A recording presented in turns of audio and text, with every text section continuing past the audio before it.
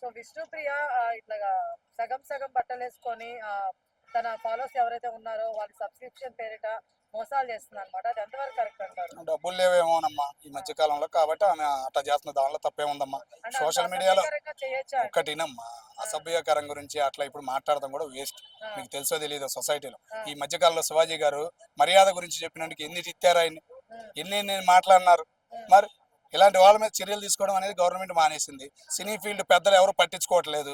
సరైన social media అనేది లేదు.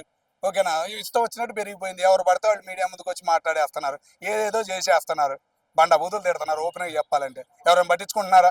ఏదో చూస్తున్నారు, పక్కకు పోతున్నారు. కాబట్టి ఇది కూడా కామనే. ఆమె పైసల కోసం ఏమో కరువులో ఉండిద్దేమో అని అనుకుంటారు. అంతమించి ఆమె మీద విమర్శలు చేయకూడదు, ఆమెను అనకూడదని నేను అనుకుంటాను.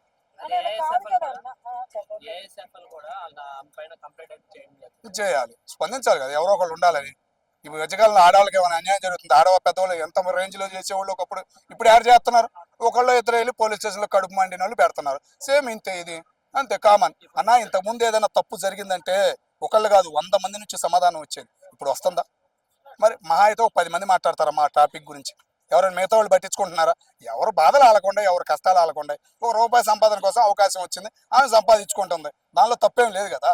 పెరుగుతున్నాయి రేట్లు, ఎవరైనా అడిగారా? గ్యాస్ బండ పెరిగింది ₹60 టిఫిన్ల మీద, వంటల మీద భయంకరంగా బాధ చేస్తున్నారు. ఒక్క అధికారైనా, ఒక్క ప్రతిపక్షం అయినా ఎవడైనా వచ్చి ప్రశ్నించాడా?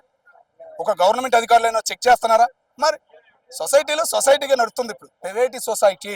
ఒక రంగా చెప్పాలంటే బ్రిటిషోడు పాలన కన్నా కూడా హీనంగా ఉంది ఇప్పుడున్న పరిస్థితి. ఎవడు అర్థం చేసుకోవట్లా. ఏంటంటే శాలరీలు సరిపోతున్నాయి అని చెప్పేసి కామన్గా తీసుకుంటున్నారు, కామన్ మ్యాన్ కూడా. కాబట్టి సరైనవాడు ఎవడూ లేడు, ప్రతిపక్షం అనేవాడు ఎవడూ లేడు.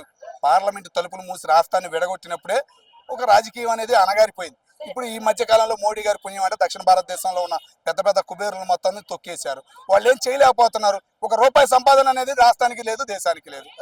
సో అందుకని విష్ణుప్రియ సంపాదన లేదని ఇలా చేస్తుంది అంటారు. నేను అనుకోవటం అదేనమ్మా.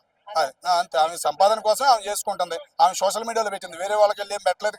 ఆమె సోషల్ మీడియాలో పోస్ట్ చేసుకుంది. నువ్వు చూస్తే చూడు, లేకపోతే లేదు. దాని గురించి టాపిక్ లాగితే మనకి వ్యూస్ వస్తాయని చెప్పేసి మనం లాగుతున్నాము. అంతే, అభిప్రాయాలు తెలుసుకుంటున్నావు అంతే.